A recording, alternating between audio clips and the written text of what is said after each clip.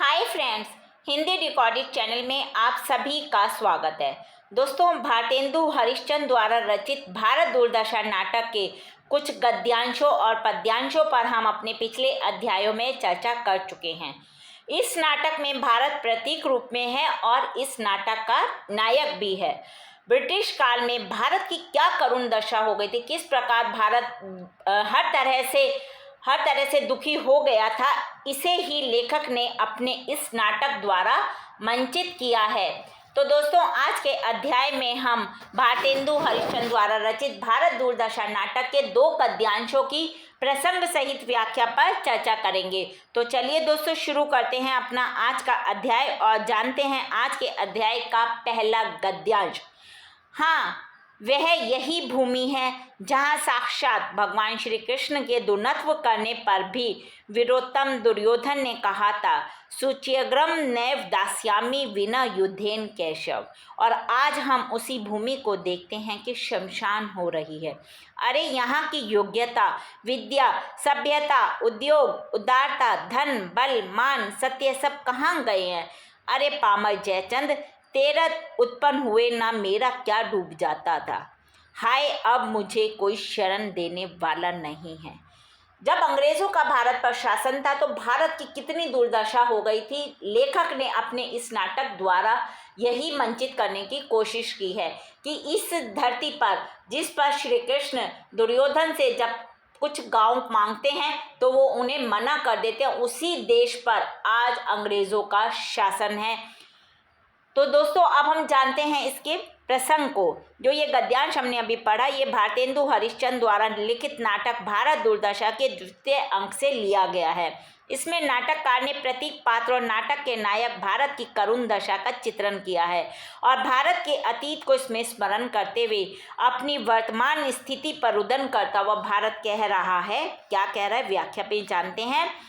यह वही भारत, महान भारत भूमि है जिस पर भगवान श्री कृष्ण ने दूत कर्म का पालन किया, अच्छे कर्म किए। और वीर दुर्योधन ने उस समय भगवान कृष्ण से स्पष्ट कहा था कि इस संपन्न एवं समृद्ध भारत भूमि के 5 गांव तो क्या, सुई की नोक के बराबर भूमि मैं नहीं दूंगा। आज वही समृद्धि जा रही है और क्या हो रहा है, यहाँ कौवे, कुत्ते, सियार खुले आम घूम रहे हैं। मतलब गलत लोगों का हमारे देश पर शासन हो गया है। भारत भूमि के निवासी कितने योग्य, विद्यावान, सभ्य, उद्योग में दक्ष, उदार हृदय, बलवान और सम्मान के लिए प्राण देने वाले थे और कितने दृढ़ चित्त थे। जब पहले यहाँ जो पहले के लोग सभी अपने दृढ़ चित्त थे और अब इस देश पर ऐसी विपत्ति आई है कि सब कुछ नष्ट हो गया और जो कुछ बचा है वो भी नष्ट होता जा रहा है। दुष्ट विश्वासघाती जयचंद, अगर तुम मेरी कोख से जन्म नहीं लेते तो मेरा कौन सा नुकसान हो जाता। यानी कि भारत एक तरह से जयचंद को कह रहा है कि तुमने मेरे ही भूमि पर जन्म लिया और आज तुम्हारे ही कारण मेरी ये हालत हो गई है। यदि तुम इस भूमि पर जन्म नहीं लेते तो मेरा क्या बुरा हो जाता। तुमने ही यवन आक्रांताओं को भारत पर आक्रमण करने के लिए निमंत्रण दिया और इसी कारण, विदेशी आक्रमण के कारण मेरी आज यह स्थिति हो गई है। और इस समय भारत की स्थिति इतनी बेकार हो चुकी थी ब्रिटिश काल में कि वो अपने आप को एक तरह से अनाथ महसूस करने लगा था। वह कहता है कि मुझे, भारत जो प्रतीक पात्र इस नाटक का नायक है, वो कहता है कि मुझे आज कोई शरण देने वाला नहीं है और वो ये सब कहते हुए रोने लगता है। और जब अत्यंत दुखी होकर वह तत्कालीन सम्राज्ञी महारानी विक्टोरिया को पुकारते हुए कहता है कि अब तो मातेश्वरी, मुझे तुम ही बचा सकती हो। क्यों? अब तो मुझे सिर्फ तुम्हारा ही आश्रय, मेरा को और कोई आश्रय देने वाला है ही नहीं।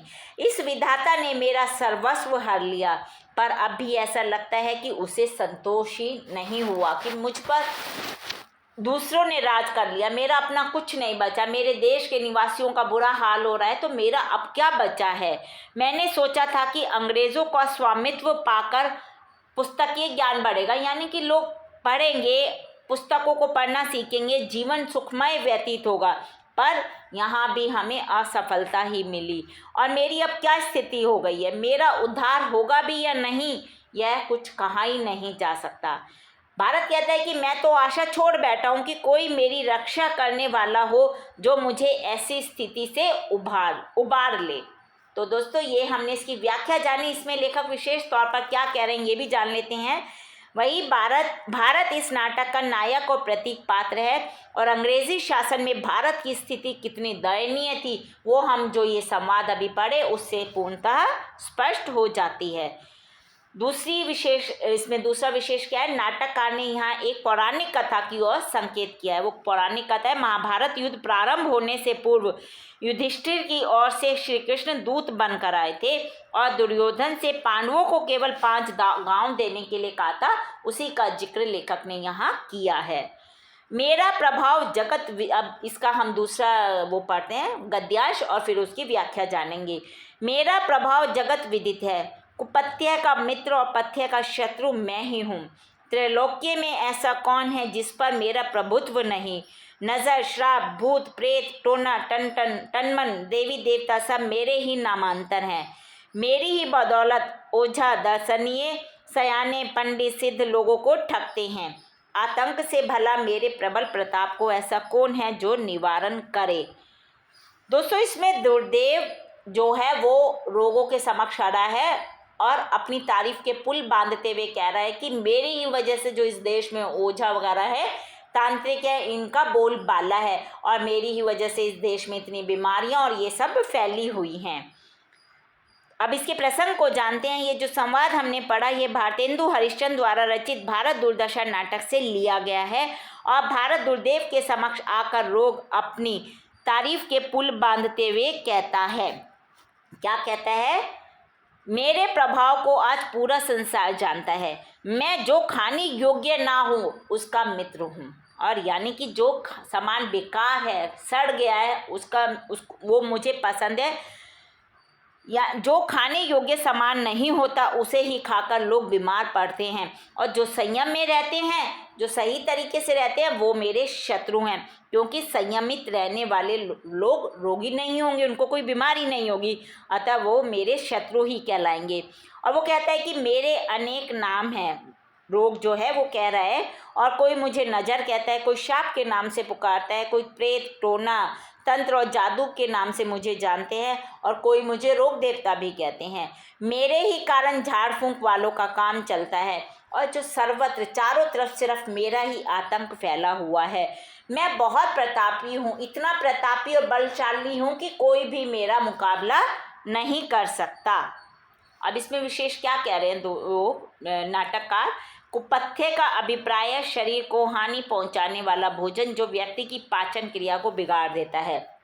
और पथ्य का अर्थ है स्वास्थ्यवर्धक भोजन जो रोगी को ठीक होने पर दिया जाता है, रोगी को ठीक करने के लिए दिया जाता है।